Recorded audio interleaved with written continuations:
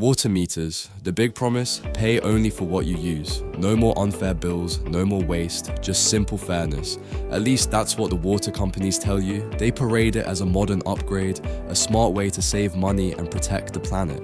But when you scratch beneath the glossy sales pitch, the story is very different, because water meters don't treat everyone equally. For some households, they really do mean smaller bills. But for many others, switching can turn into one of the most expensive mistakes they'll ever make. Today, we're exposing the winners, the losers, and exactly how to check if a meter is about to help your home or hammer it. Let's start with the so-called winners: single people, couples without kids, or households where water use is low. They benefit. Fewer showers, smaller laundry loads, maybe traveling often, maybe eating out a lot. Suddenly the bills are lower and the meter looks like the best decision ever. These are the success stories water companies love to advertise. They're the examples plastered across leaflets and websites. Look how much this person saved. But here's the truth. These are the minority. The system is stacked so only the lightest users come out on top. For everyone else, those savings evaporate quickly.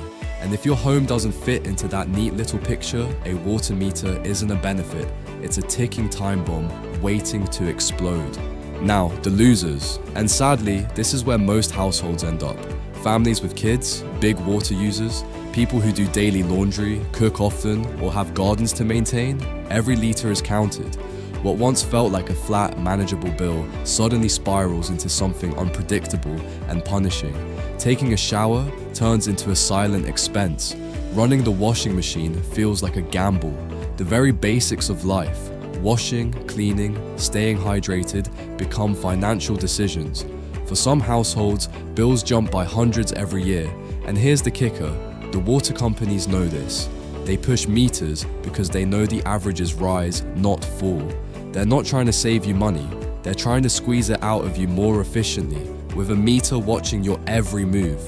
And when regret sets in, tough luck. For most people, once a meter is installed, there's no going back. It's permanent.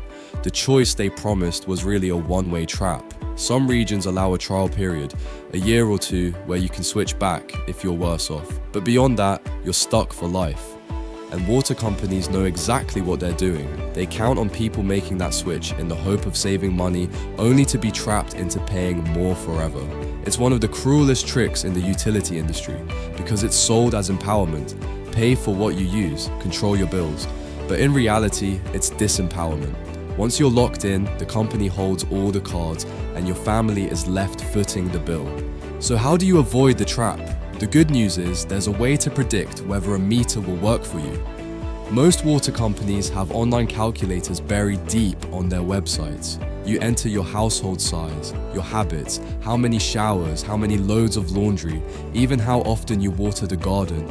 It's not perfect, but it's a glimpse into the truth.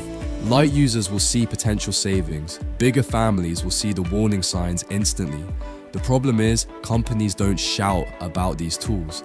They'd rather you gamble blind, because if you knew the risks up front, most people would never make the switch. So if you're even considering a meter, check first. Don't trust the sales pitch, do the maths yourself. At the end of the day, water meters aren't about fairness. They're about control. They let companies track every drop, squeeze more out of households, and trap people who can't afford the gamble. Yes, some people genuinely save, but for most, it's another system tilted in favor of the supplier, not the customer.